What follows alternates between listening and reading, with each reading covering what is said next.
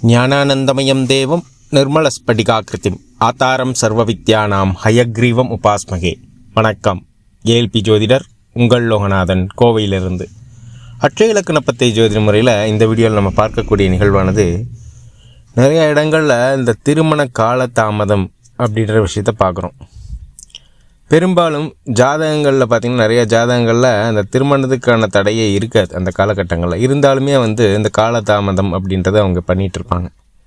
இதுக்கு காரணம் பார்த்திங்கன்னா அவங்களுடைய எதிர்பார்ப்பே இங்கே தடையாக இருக்கக்கூடிய காரணிகளாக தான் இருக்கும். இங்கே உதாரணமாக இப்போ ஜாதகர் வரன் பார்க்குற காலகட்டங்கள் என்ன சொல்லுவாங்கன்னா, இந்த ஜாதகர் அந்த வரன் எனக்கு ஏற்ற படிப்பு இல்லை அப்படின்னு சொல்லுவார், இல்லை அந்த முக அழகு இல்லை அப்படின்ற மாதிரி சொல்லுவாங்க, இல்லை அந்த வருமானம் எதிர்பார்த்த மாதிரி இல்லைன்னு சொல்லுவாங்க, இல்லை அந்த ஜாதகருக்கு சொத்து எதிர்பார்த்த தன்மையில் இல்லை அப்படின்னு சொல்லுவாங்க, இல்லைன்னா கடன் இருக்குது அப்படின்ற மாதிரி நிகழ்வு இருக்கும், இல்லை அப்படின்னா அவங்க வேலை எதிர்பார்த்த மாதிரி இல்லை அப்படிம்பாங்க, இல்லை அந்த ஜாதகர் வெளிநாட்டில் இல்லை வெளிநாட்டில் இருக்கார் அப்படின்ற மாதிரி தன்மைகள் இருக்குது. இந்த மாதிரி எதிர்பார்ப்புலேயே இந்த திருமணத்தை அவங்களாகவே தடை செய்யக்கூடிய தன்மைகள் பெரும்பாலும் இருக்கும்.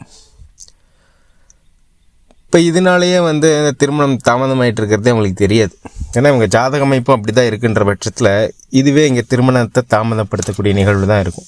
இதெல்லாம் அட்சய இலக்கணப்பத்திய ஜோதிட முறையில் ஒவ்வொரு காலகட்டத்திலையும் ஜாதகர் எந்த அட்சய இலக்கணத்தில் பயணிக்கிறாரு அப்படின்றத வச்சு நம்ம எளிமையாக சொல்லிட முடியும். இப்போ உதாரணமாக ஆயில்யம் 2 அட்சய இலக்கணத்தில் பயணிக்கிறாரு அப்படின்னா, கடக அட்சய இலக்கணம் ஆயில்யம் 2 பயணிக்கிறாரு அப்படின்னா இது திருமணத்துக்கான காலம்னா இது கட்டாயம் திருமணத்துக்கான காலம்தான். இப்போ ஜாதகர் நான் வெளிநாடு போய் தான் அதுக்கப்புறம் திருமணத்தை பற்றி யோசிக்கிறேன்ற மாதிரி சொல்லக்கூடிய தன்மைகள் இங்கே இருக்குது. இந்த காலகட்டத்தில் அவங்களுக்கு வரன் வரும். இந்த வரனை இவங்க பயன்படுத்திக்கூடிய தன்மை இவங்க ஜாதகத்தில் கரெக்டாக ஜாதகர் அமரலை அப்படின்னா அவர் அந்த காரணத்தினாலே நான் வெளிநாடு போய் தான் பண்ணிக்குவேன் அப்படின்ற மாதிரி காரணத்துலேயே இந்த வரனை வேணான்னே சொல்லிக்கிட்டே இருப்பார். இப்போ ஆயில்யம் 2 1 வருஷம் அந்த காலகட்டம் இருக்கும். அடுத்து ஆயில்யம் 3 வரும். ஆயில்யம் 3 அப்படின்னா இவங்க புதுசாக எதாவது வரன் வருமானா இங்கே புதுசாக வரனே வராது.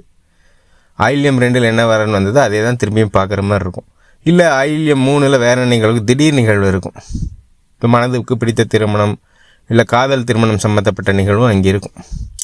இல்லை இவர் அரேஞ்சு மேரேஜ் தான் பண்ணியிருக்கிறாரு அப்படின்னா இந்த காலகட்டத்தில் இவங்களுக்கு இந்த புது வரனே வராது. ஆயில்யம் 2 என்ன வரன் வந்ததோ அதே தான் இங்கே ரிப்பீட் ஆகும். இப்போ மறுபடியும் அதே காரணத்தை சொல்லி அவர் அதை ரிஜெக்ட் பண்ணிக்கிட்டு இருப்பார்.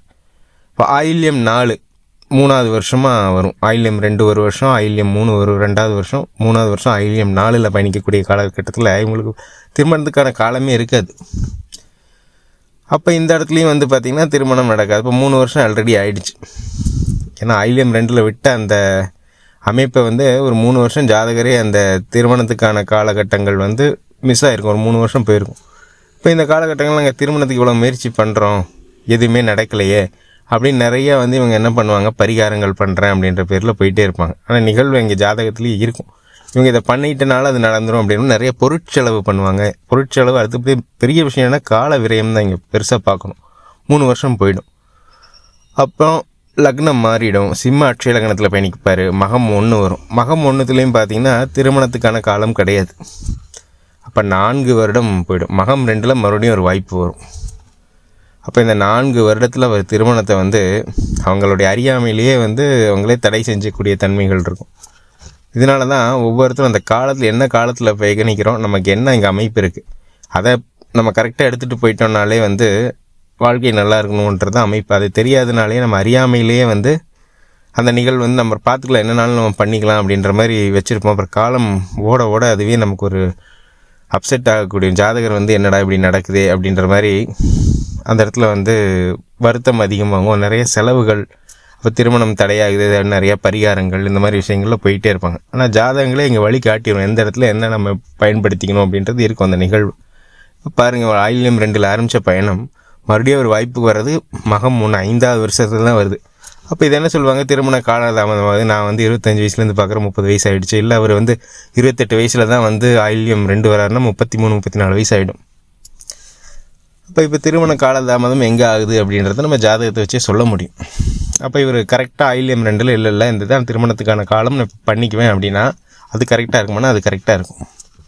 அதனால தான் பெரியவங்க முன்னாடி சொல்லியிருப்பாங்க காலத்தே பயிர் செய் அப்படின்றத, அவங்க எதையும் சேர்த்து தான் சொன்னாங்க. பெரும்பாலும் அது வந்து விவசாயத்துக்கு தான் பார்க்குறாங்க, அப்படி கிடையாது, இது வாழ்க்கைக்கும் ஏற்றது தான் அப்படின்னு சொல்லிட்டு இந்த நேரத்தில் அட்சய இலக்கண பற்றிய ஜோதிட முறையை உருவாக்கிய மதிப்பிற்குரிய புதுவுடைமூர்த்தி ஐயா அவர்களுக்கு என்னுடைய மனமார்ந்த நன்றிகளை சொல்லிட்டு, நமக்கும் நல்ல சிந்தனை சூழ்நிலை வாய்ப்புகள் அமைய எல்லாம் வல்ல இறைவனை வேண்டிட்டு மீண்டும் ஒரு ஏல்பி முறையிலான ஜாதக ஆய்வில் உங்களை சந்திக்கும் வரை உங்களிடமிருந்து விடைபெறுகிறேன். நன்றி, வணக்கம்.